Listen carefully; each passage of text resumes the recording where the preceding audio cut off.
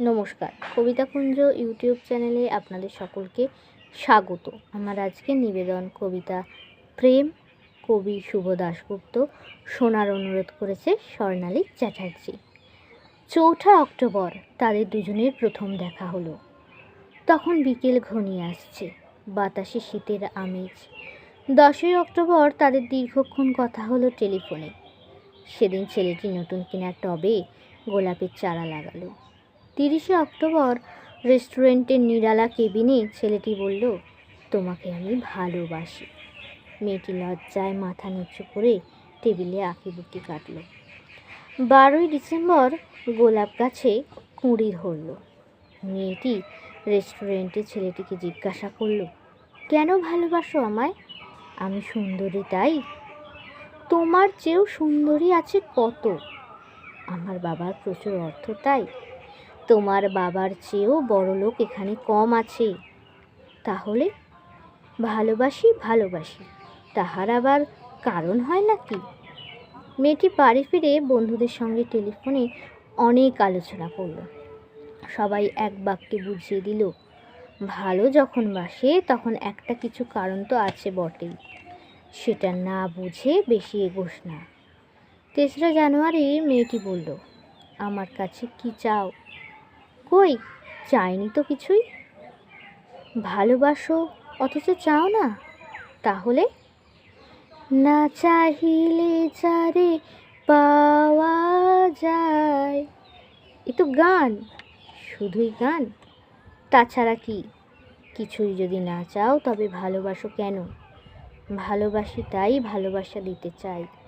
চাইবো কেন? তুমি সত্যিই অদ্ভুত। 10 ফেব্রুয়ারি দুজনের দেখা হলো মেট্রো স্টেশনে পাতালে। ছেলেটি বলল, আমি কাল সারা রাত বাঁশি বাজিয়েছি। সারা রাত সেই সুরের মায়াবী আলোয় তুমি নাচছিলে।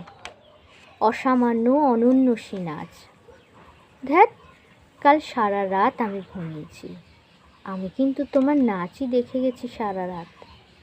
তোমার বাঁশি একদিন শুনতে হবে। 12 মার্চ ছেলেটি বাঁশি বাজালো। মেয়েটি শুনল। সময় থমকে থেমে রইল অনেকক্ষণ। বাঁশি যখন থামল, মেয়েটি 2 চোখ ভরা জলে বলল, বাঁশি শুনতে শুনতে আমার ঘুম এলো আবেশে। আমি দেখলাম আমি নাচছি। মেঘের মাঝখানে তারাদের পাশে আমি নাচছি। আকাশে ফুলের গন্ধ। ডাক্তার আমায় বাঁশি বাজাতে নিষেধ করেছে। সে কি? কেন? বাঁশি আমায় টেনে নিয়ে যায় স্বপ্নের মধ্যে। ডাক্তার বলেছে স্বপ্ন দেখে দেখে আমার মস্তিষ্কে শিরা উপশিরার জট পাকিয়ে যাচ্ছে। তাহলে ভাবছি। 16 এপ্রিল মেয়েটি বলল, আমার বন্ধুরা বলেছে তুমি খুব ভালো, অসাধারণ, কিন্তু তুমি সৃষ্টি ছাড়া। তোমার স্বপ্ন সব অর্থহীন। আমি জানি। স্বপ্ন টপ্ন ছেড়ে দিতে পারো না তুমি? না। তাহলে তুমি আমাকে হারাবে। তোমায় পাইনি তো কখনো। 5ই মে ছেলেটির মস্তিষ্কে অপারেশন হলো। একটু সুস্থ হতে মেয়েটি এসে বলল, ভালো আছো তো? এখন আর স্বপ্ন দেখছো না তো? দেখছি, আরও সুন্দর সব স্বপ্ন। তাহলে তো দেখছি অপারেশনটা আদৌ সফল হয়নি। বাড়ি ফিরে বন্ধুদের ফোন করলো মেয়েটি। বন্ধুরা এক বাক্যে বলল, বাঁশি বাজানো, স্বপ্ন দেখা সবই ব্যাকডেটেড, সৃষ্টি ছাড়া। তুই আর লোক পেলি না? তুই এত রূপসী, তোর এত উজ্জ্বল পাসপোর্ট। ভালো যদি চাস তাহলে শিগগিরই বিয়ে করে ফেল তোর দাদার সেই বন্ধুকে। উনি তো শুনলাম কানাডাতেই সেটেল করবেন।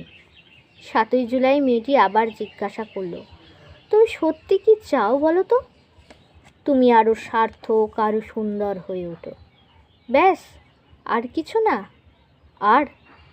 আর চাই স্বপ্ন দেখতে।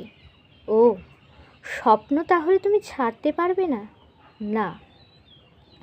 তাহলে থাকো তুমি তোমার স্বপ্ন নিয়ে। 12 আগস্ট গোলাপ গাছে ফুল ফুটলো অনেক। সেদিন দুপুরে ছেলেটির মস্তিষ্কে আবার অপারেশন হলো। 13 সেপ্টেম্বর ছেলেটি মারা গেল। 14 সেপ্টেম্বর মেয়েটির শুভ বিবাহ সুসম্পন্ন হলো কানাডাগামী পাত্রের সঙ্গে। 20 সেপ্টেম্বর গোলাপ গাছটি হঠাৎ ঝড়ে উপড়ে গেল। সেদিন সন্ধ্যার বিমানে মেয়েটি হানিমুনে চলে গেল। যাবার আগে বন্ধুদের বলে গেল, স্বপ্নের চেয়ে বাস্তব অনেক ভালো রে, অনেক মধুর। স্বপ্ন দেখে কেবল বোকারা। 4 অক্টোবর ছেলেটির মা ঝরে পড়া গোলাপ গাছটিকে সযত্নে তুলে ফেলে দিলেন। শূন্য টবে তখন কয়েকটা পোকা, কয়েকটা মাছি। আমি ঠিক জানি না ওগুলো পোকা মাছি নাকি ছেলেটির স্বপ্ন। আমি ঠিক জানি না। নমস্কার। যারা যারা এখনও আমার ইউটিউব চ্যানেল কবিতা কুঞ্জকে লাইক শেয়ার সাবস্ক্রাইব করেননি, তারা চটপট আমার ইউটিউব চ্যানেল কবিতা কুঞ্জকে লাইক শেয়ার সাবস্ক্রাইব করে পাশে থাকা বেল আইকনে ক্লিক করে দিন। নমস্কার।